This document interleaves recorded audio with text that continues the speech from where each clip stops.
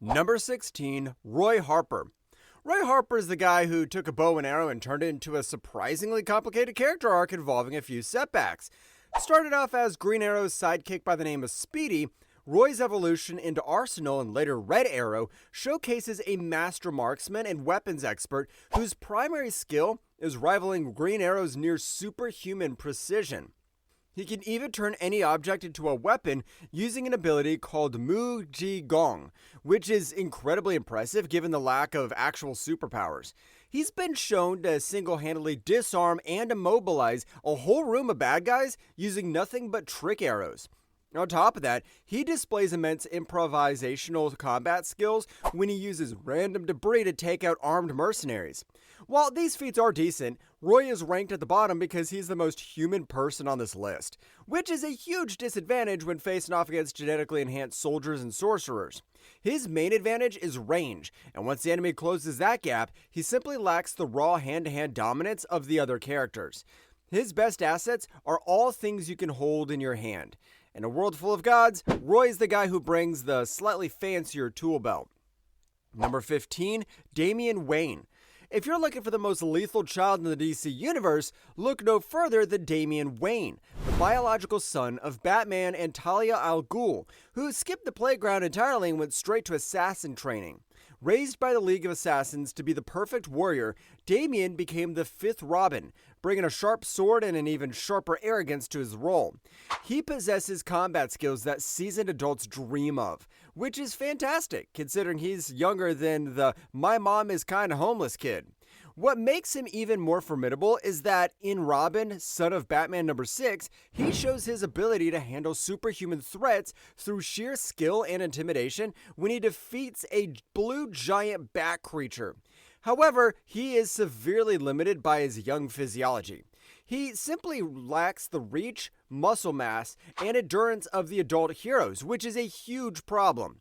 Physics is a harsh mistress, and a solid hit from a super soldier will put his deadly glass cannon out of commission very quickly.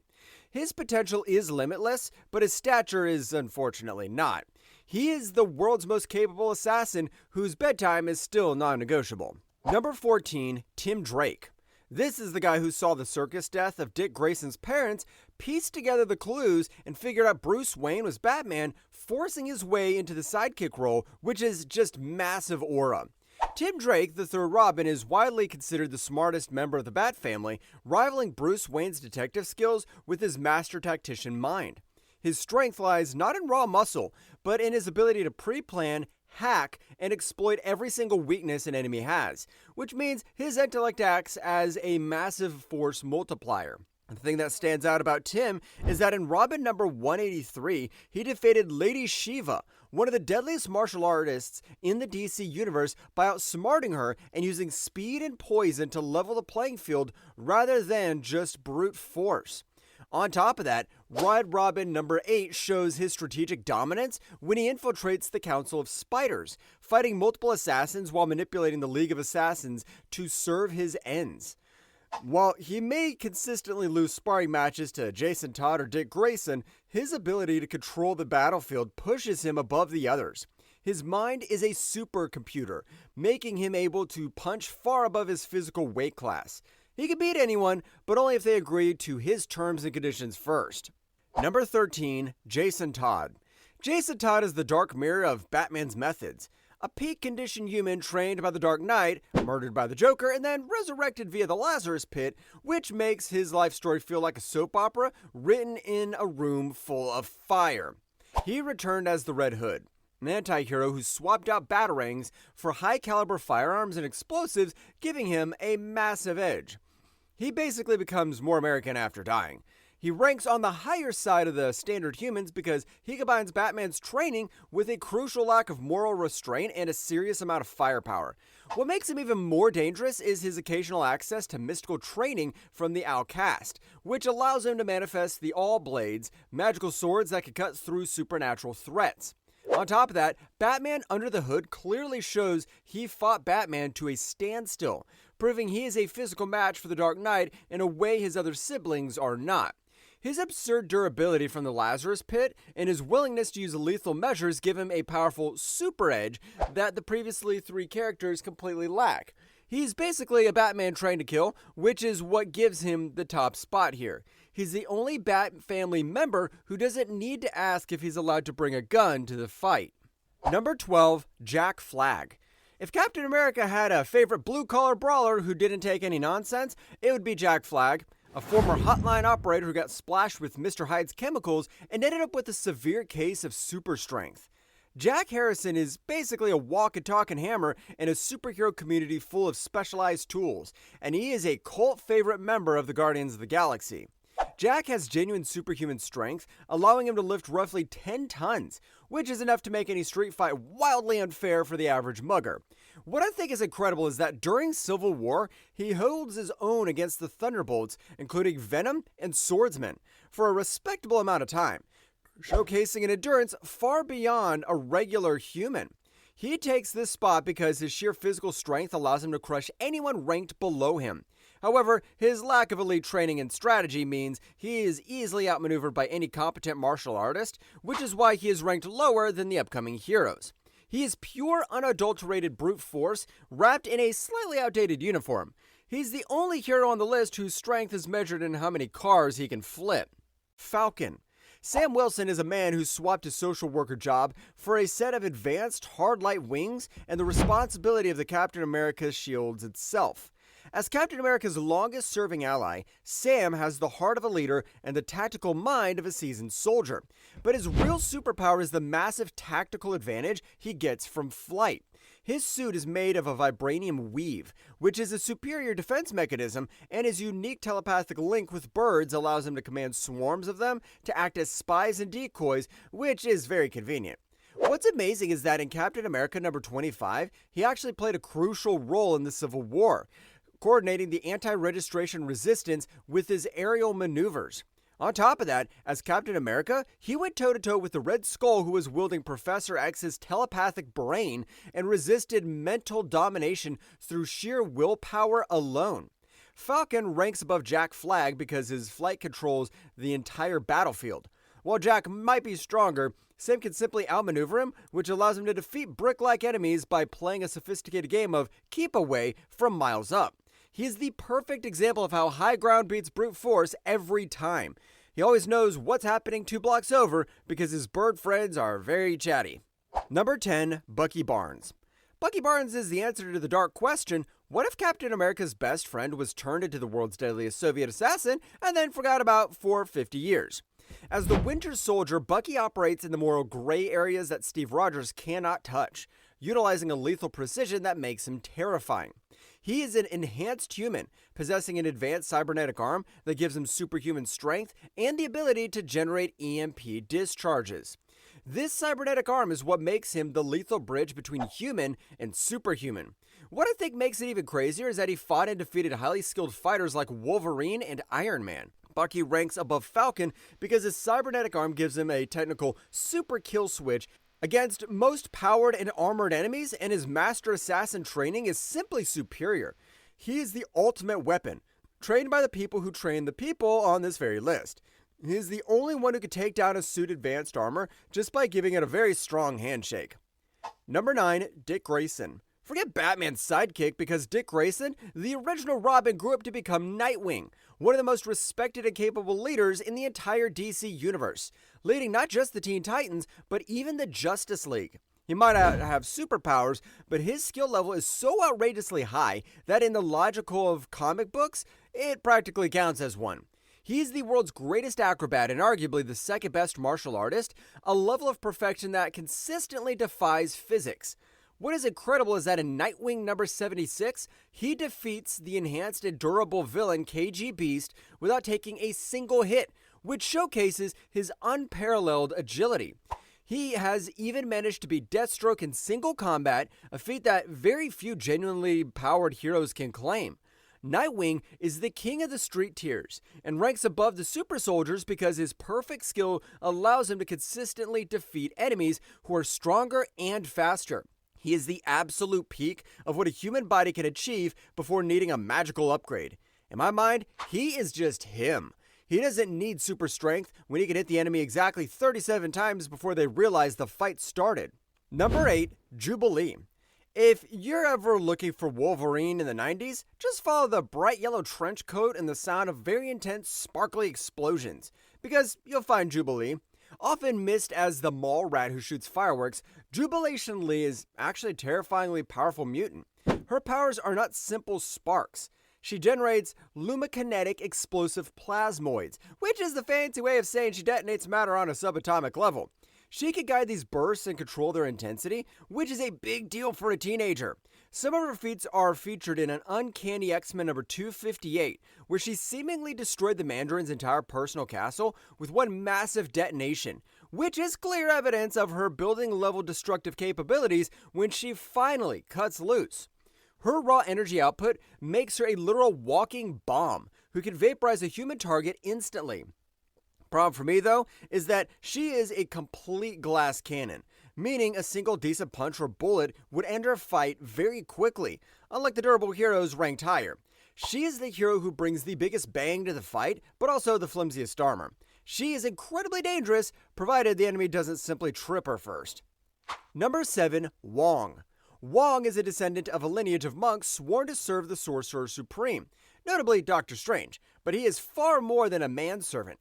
He is a master of Tamar Taj martial arts and possesses extensive knowledge of dark magic, binding spells, and portals that open anywhere, including maybe the Epstein Island. What makes him formidable is that he once went toe-to-toe with Dormammu himself, which confirms he can handle supernatural horrors without the Doctor's direct help. Wong ranks above Jubilee because magic is the great equalizer. His versatile spells allow him to counter raw energy with shields or simply remove opponents from the battlefield entirely using a well-timed portal. He is ranked lower than the upcoming heavy hitters because his raw power is a skill technique, not a limitless innate battery. He's the only sidekick who can end a fight by sending you to another dimension just to avoid the paperwork. Honestly, I'd imagine him using portals to skip rush hour traffic. Number 6, Toro.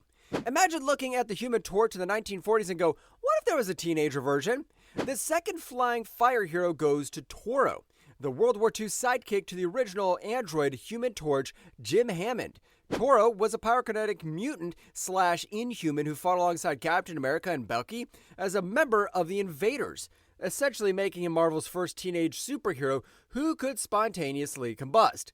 Toro possesses the ability to engulf his body in plasma, fly at supersonic speeds, and manipulate fire, and his physiology has been described as a living nuclear battery. What's amazing to me is that he regularly melted through Nazi tanks and engaged Namor, the submariner, in aerial combat, surviving blows from Atlantean royalty due to the intense heat shield aura he generates. Toro outclasses Wong and Jubilee simply due to raw speed and intensity.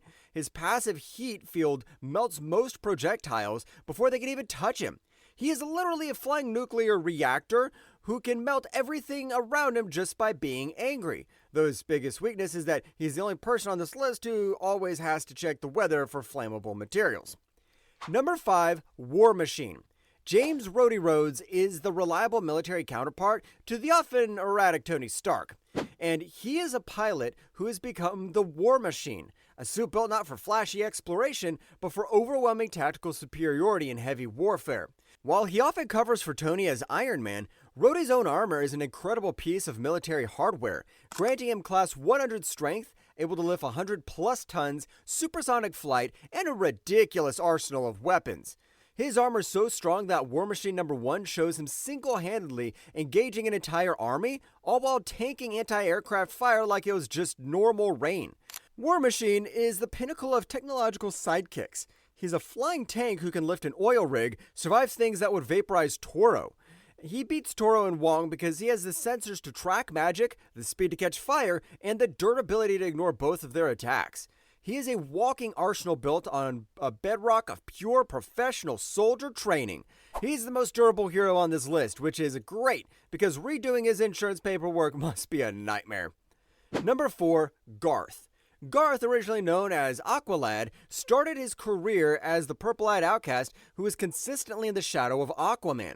But he eventually decided he'd had enough. After training in the ancient mage Atlan in Hidden Dimensions, Garth became Tempest, which is a fitting name for a hero who combines raw Atlantean physicality with serious magical firepower.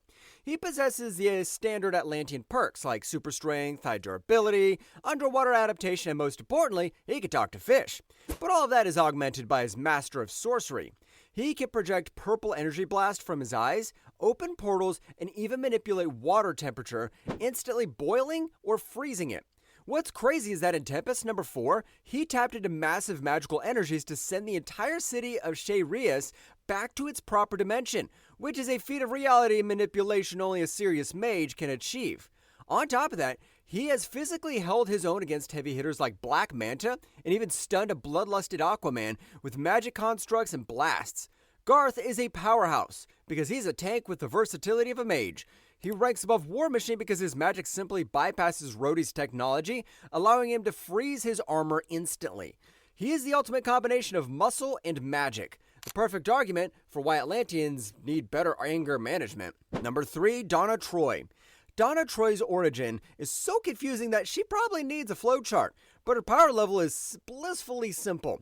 She is the sister and sidekick to Wonder Woman, and she is an absolute planet cracker. Trained by the greatest Amazonian fighters, Donna has led both the Titans and the Justice League, always serving as the team's reliable powerhouse.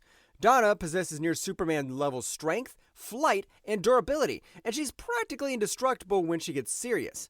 What I think is so great about Donna is that during Infinite Crisis, she led a team into deep space to fight a tear in the universe itself, meaning she survived energy waves that vaporized lesser heroes. Donna is the strongest brick on this list. Her raw physical power outclasses everyone ranked before her. However, the one universal rule in the DC universe is that speed is king. No matter how strong she is, she simply cannot hit the top 2 entries if they decide to just stand still. She is the strongest stationary object on the list, a true Amazonian powerhouse. She's virtually unstoppable, which is great because she's also the only one who can lift the comic book writer's notes about her origin story. Number 2, Bart Allen. Born in the 30th century as the grandson of Barry Allen, Bart Allen had such a hyper-accelerated metabolism that he spent his early life in a virtual reality to keep him from, accidentally aging into dust.